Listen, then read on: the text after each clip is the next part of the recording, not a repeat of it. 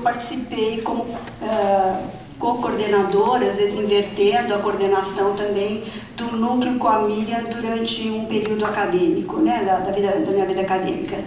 Então, é deste lugar que eu estou falando e também de quem trabalhava e trabalha com famílias e pesquisa com família. Eu acho que eu vou repetir algumas coisas, mas eu fico pensando que os legados são exatamente isso. Eles se fazem pelas nossas repetições e pela nossa possibilidade de mudá-los, de repaginá-los, né? Então, vou começar a primeira repetição lembrando uma frase que está internalizada em todo mundo que participou do núcleo, que foi tão falado hoje na primeira parte, que é a história do pertencimento, né? De quem foi sempre será. Quando eu vi isso, acho que na primeira ou segunda aula, junto com a Miriam, né? Eu fiquei pensando assim, bom, para quem trabalha com família, a gente sabe que em algum momento você tem que sentir um tronco forte. Não importa como ele é, se ele é laço, se ele é rede, se ele é núcleo, mas ele tem, em algum momento, ele tem que dar este lugar de pertença. E eu acho que foi isso o primeiro sentimento, de estar no núcleo e de entender todo aquele movimento. E aí vem a segunda palavra. Se quem foi sempre será, isto não é paralisado, isso é movimento, que é o que nos traz aqui hoje, que foi a possibilidade de rapidamente todo mundo se organizar para poder vir aqui, compartilhar as falas, a escuta. Então, acho que isto foi um aspecto que passou para o núcleo de uma forma muito forte. Até eu estava ouvindo aqui, falei, Miriam, você é a pessoa antes da rede, das redes sociais, né, que conseguiu formar uma rede absolutamente sólida e de rápida comunicação, né? Eu acho que isso foi um processo que sempre ocorreu nos trabalhos com os núcleos. E acho que exatamente a partir daí, a Miriam, assim, quando eu penso na Miriam, eu falei isso muitas vezes para muitas pessoas, a Miriam tem uma energia incrível e uma cabeça muito criativa. E uma alma libertária, que é um pouco que... uma alma libertária, né? Eu acho que junto com esta formação sólida, teórica, que a Miriam trouxe tão bem o seu percurso, ela sempre permitiu que esta teoria fosse uma forma de fecundizar a prática e nunca de engessá-la, né? E isso fez também a possibilidade de que muitos projetos, muitas ideias surgissem no núcleo, e nunca numa perspectiva de reduzir, mas numa perspectiva de se podia discutir. Muitas questões emergiam nesse grupo. E também eu acho que foi isso que trouxe a interdisciplinariedade para o trabalho. Porque eu me lembro uma época que tinha uma nutricionista, você lembra disso, Miriam?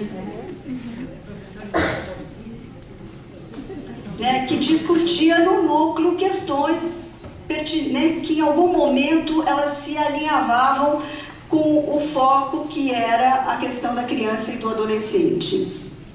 Então, esse espaço de interlocução, eu acho que foi assim, essa chave. O que para mim eu entendo de interlocução? A capacidade que se desenvolve de eu poder ouvir uma outra informação e ela fazer diferença para mim. Então, eu nunca vi no núcleo uma informação, e veja, o núcleo tinha as pessoas que iam apresentar os seus projetos, mas inúmeros convidados de fora também, e de várias áreas.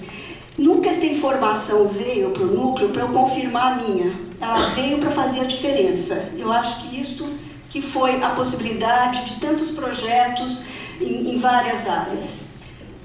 Também acho que o trabalho que a Miriam trouxe, ele mostrou uma questão assim que hoje todo mundo discute, mas eu acho que sempre ficou muito claro. Se você está numa problemática que ela é complexa, ela não permite uma só resposta. Uma problemática complexa, ela é heterogênea, então ela precisa de muitas respostas.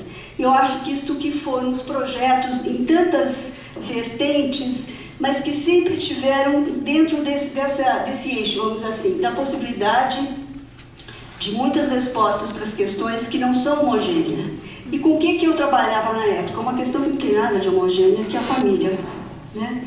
Então, acho que assim, nesse percurso, eu pude discutir com a interlocução do grupo, especialmente com a interlocução da Miriam, a questão da problemática da família. E aí, assim, muitos aspectos, né, que nós fomos levantando, desde essa ideia da família, né, como uma realidade em constante transformação, uma realidade sócio-histórica, uma realidade que expressa o conflito e também os seus canais de solidariedade, essa ideia da família como campo de tensão e nunca a família como algo desprovido de tensão, né? E ele foi se traduzindo em alguns movimentos também encadeados, como, por exemplo, a lei da adoção, que nós discutimos bastante a questão da família da lei de adoção. Aliás, aqui nessa mesma sala, né, Miriam? O núcleo fez um evento e discutiu aqui nessa sala.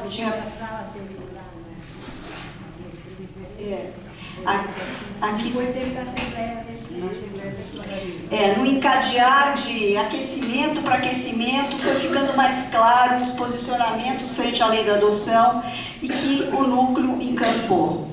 Acho que teve outras parcerias também que se estenderam para além do núcleo, vamos dizer assim, da minha participação no núcleo, que foi a pesquisa, que tem aqui a Eunice, tem a Miriam e eu, a pesquisa sobre famílias de crianças abrigadas. E aí, aliás, recentemente eu estive num congresso, agora um mês atrás, eu estive um congresso, uma pessoa do Tribunal de Justiça do Rio Grande do Sul fez um contato comigo e disse assim, sabe aquele livro, né, das famílias abrigadas? Eu trabalho muito com os depoimentos das famílias. E eu lembrei, né, que a Miriam tinha decidido, a parte que cabia nessa pesquisa, né, que a Miriam aqui estava coordenando, que fosse sobre um grupo focal com as mães, para discutir como elas viam a relação com a política. Você lembra disso, Miriam?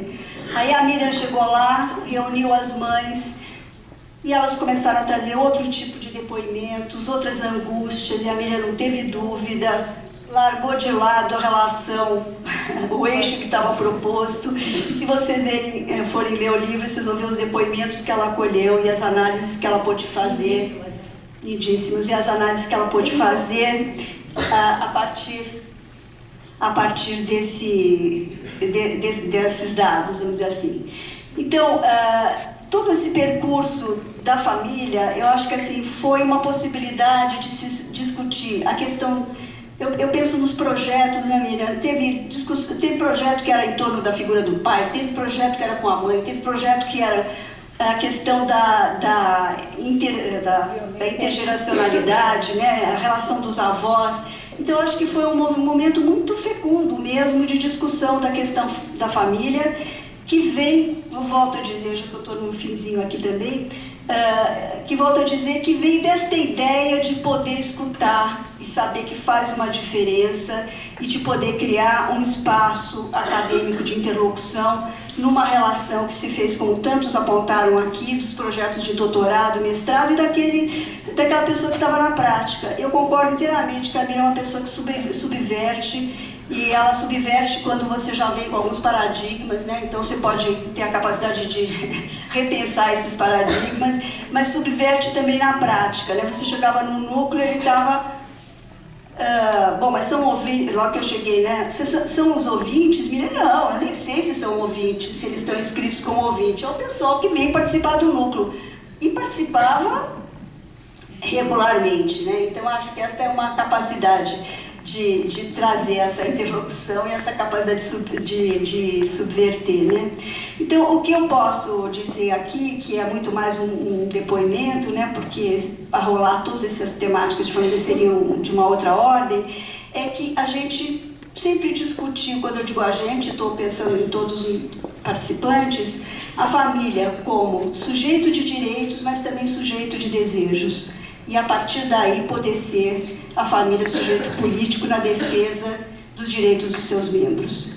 E eu só posso dizer do plano pessoal e do plano acadêmico que eu sou muito grata a Miriam, tem um lugar especial dentro de mim, beijo para você.